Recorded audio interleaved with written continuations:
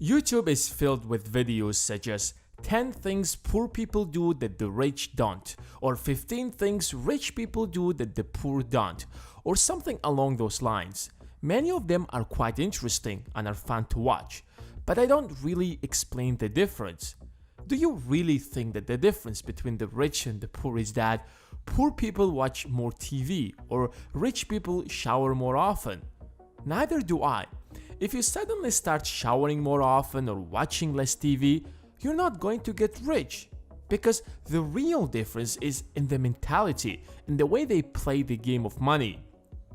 And in this video, we are going to take a look at 8 things that poor people do that are keeping them poor. Number 1. Poor people play defense. If you were to play any game strictly on defense, what are the chances of you winning that game? Extremely low or none, right?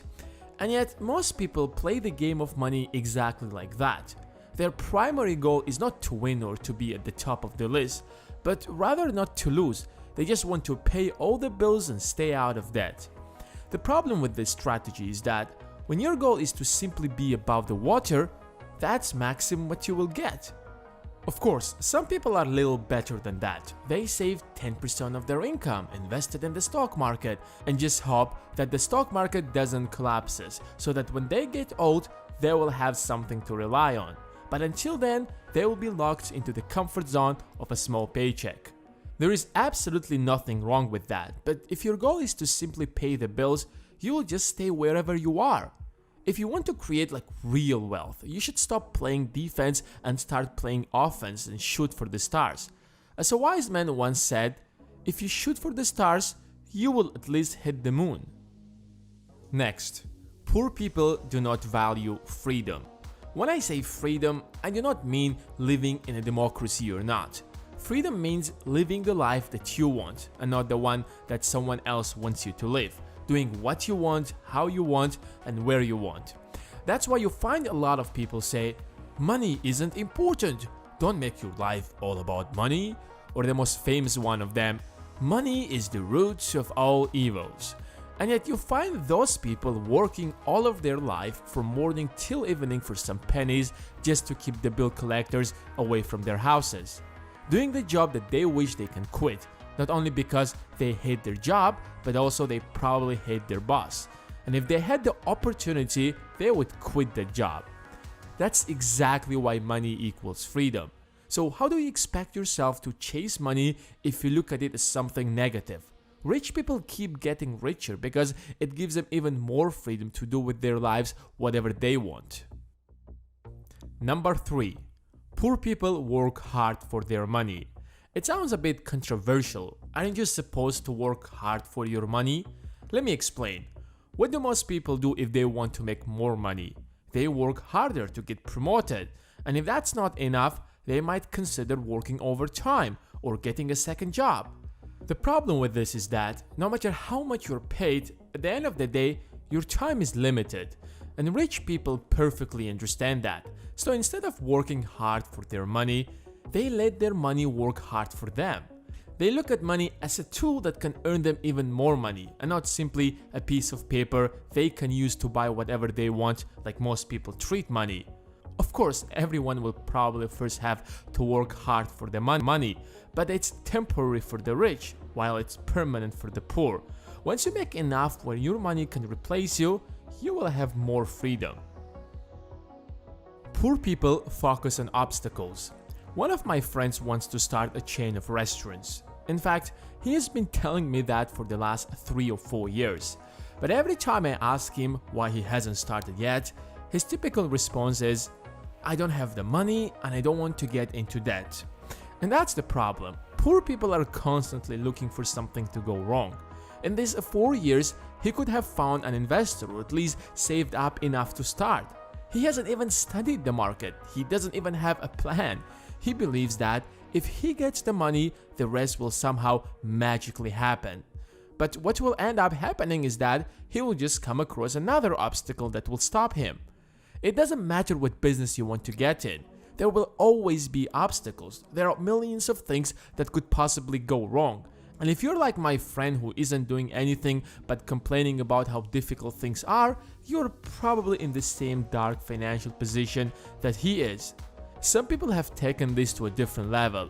Even if they have the money and all the essentials, they will say things such as, "What if it doesn't work? What if people are going to know that I have failed?"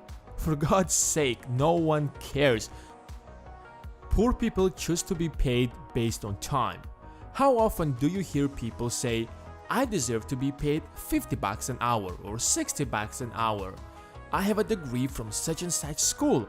I work harder than anyone else. I'm smarter and more talented." You know what? No one gives a damn.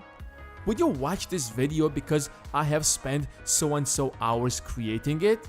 What matters at the end of the day is that how much value you can deliver.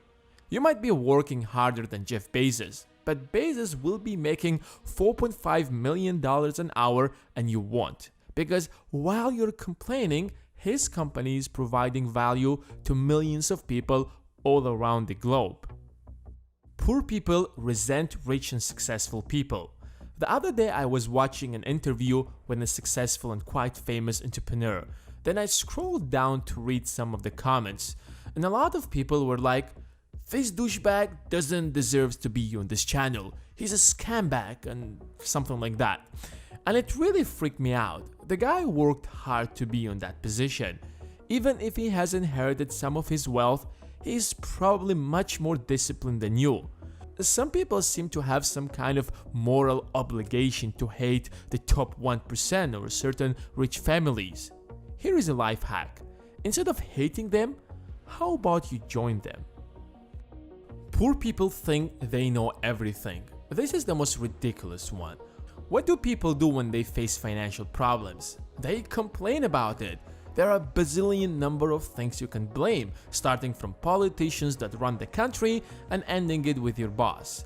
But if you tell him to pick up a book and learn even the basics of money management, he will tell you, "This is my money and I know how to take care of it."